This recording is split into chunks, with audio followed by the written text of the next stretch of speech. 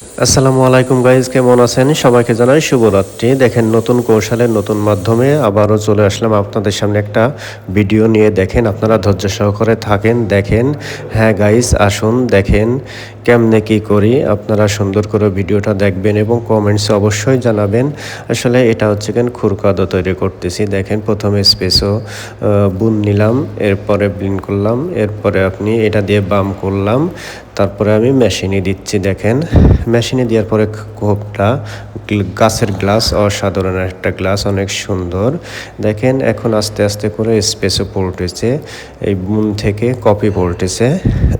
এই কপিটা সেই স্বাদ খেতে। দেখেন আস্তে আস্তে করে কত সুন্দর লাগতেছে, পড়াটা অসাধারণ।